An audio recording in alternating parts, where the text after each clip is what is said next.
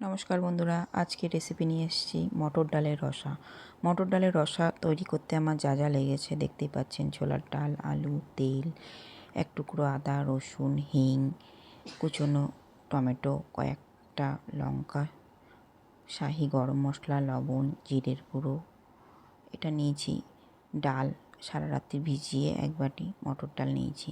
আলুগুলোকে ছোটো ছোটো করে কেটে নিয়েছি। 1 কাপ নিয়েছি রিফাইন তেল নিয়েছি। 7-8টার মতো পাকা লঙ্কা, একটা টমেটো দানা ছাড়িয়ে নিয়েছি, 4 কোয়া রসুন, 1 কোয়া আদা নিয়েছি, আর নিয়েছি সামান্য পরিমাণে হিং।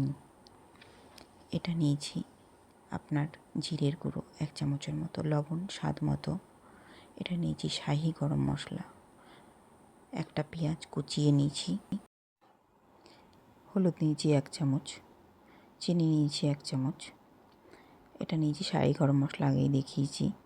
কালো জিরে সামান্য পরিমাণে নেব। প্রথমে ডালগুলো মিক্সির মধ্যে 2টো লঙ্কা দিয়ে পেস্ট করে নেব। পুরো মিহি করে করব না। 1/2 চামচের মতো লবণ দিচ্ছি।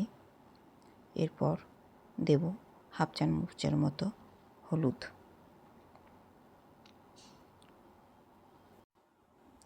এরপরে আপনার সামান্য পরিমাণে 2-1 দানা চিনি দিয়ে দেবো। এরপরে দিচ্ছি আমি হিং আর কালো জিরেটা। এরপর হাত দিয়ে ভালো করে এগুলোকে মাখিয়ে নেব। দেখতেই পাচ্ছেন, ভালো করে মেখে নিচ্ছি আমি ডালের পেস্টটাকে। ডালটা একদম মিহিন করবেন না, একটু দানা দানা মাখা হয়ে গেছে দেখছেন। এরপর গ্যাসের ওপর কড়াইটা বসিয়ে দেবো। কড়াইটা গরম হয়ে গেলে ওর মধ্যে রিফাইন তেলটা দিয়ে দিচ্ছি। রিফাইন তেলটা দিয়ে দিচ্ছি পুরোটাই। এর মধ্যে আমি বড়াগুলোকে ভেজে নেব। বড়াগুলো এক এক করে, তেলটা গরম হয়ে গেছে, বড়াগুলো এক এক করে ছেড়ে দিচ্ছি তেলের মধ্যে। দেখতেই পাচ্ছেন, চ্যাপটা চ্যাপটা করে ছেড়ে দিচ্ছি।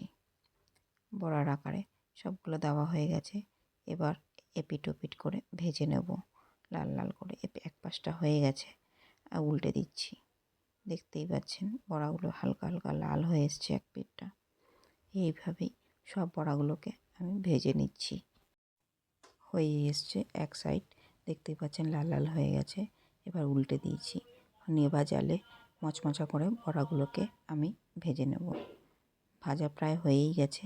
আস্তে আস্তে আমি বড়াগুলোকে তুলে নিচ্ছি তেল ঝরিয়ে। বড়াগুলোকে তুলে নিয়েছি। এরপর তেলের মধ্যে আলুগুলো ফ্রাই করে নেব। আলুগুলোকে হালকা লাল করে ফ্রাই করে নেব। আলুগুলো প্রায় ফ্রাই হয়ে এসছে। আলুগুলোকে তুলে নিচ্ছি। এরপর একটা গোটা পেঁয়াজ রেখেছিলাম, সেটা ফোড়নে দিয়ে দিলাম। পেঁয়াজটাকে ভাজা ভাজা করে নেব। এরপরে আদা রসুনের পেস্ট করে রেখেছিলাম, আদা রসুনের পেস্টটা দিয়ে দিচ্ছি। আদা রসুনটাকে ভালো করে ফ্রাই করে নেব। দেখতেই পাচ্ছেন আদা রসুনটা প্রায় ফ্রাই হয়েই এসছে। এরপর আমি এর মধ্যে দেব টমেটো আর কাঁচা লঙ্কার পেস্ট করে রেখেছিলাম, সেটা দিয়ে দিচ্ছি। এটাকে ভালো করে কষিয়ে নেব।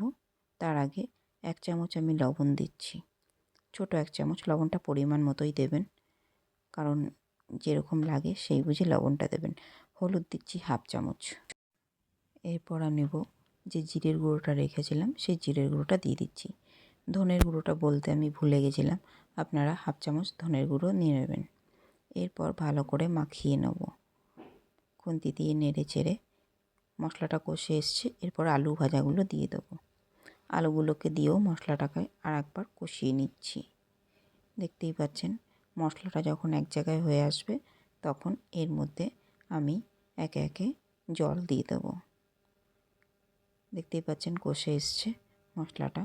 এরপর আমি উষ্ণ গরম জল দিয়ে দিচ্ছি। আমি জল গরম করেই রেখেছিলাম, জলটা পুরোটাই দিয়ে দিচ্ছি, কারণ বড়ার ঝোলে একটু জল লাগে। জলটা দিয়ে দিয়েছি। এবার একটা লিড দিয়ে আমি 15 থেকে 20 মিনিটের জন্য ঢেকে দিচ্ছি। 15 থেকে 20 মিনিট হয়ে গেছে, আমি তুলে নিয়েছি। আলুগুলো প্রায় সেদ্ধ হয়ে এসছে। এরপর বড়াগুলো দিয়ে দিচ্ছি।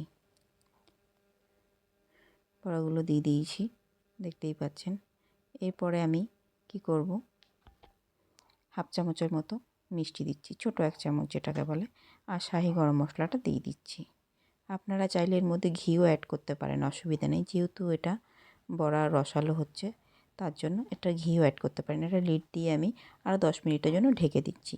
রেডি হয়ে গেছে। 10 মিনিট পরে আমি লিডটা তুলে নিচ্ছি। দেখতেই পাচ্ছেন কত সুন্দর কালার এসছে। মটর ডালের রসা কেমন হয়েছে অবশ্যই আমাকে জানাবেন।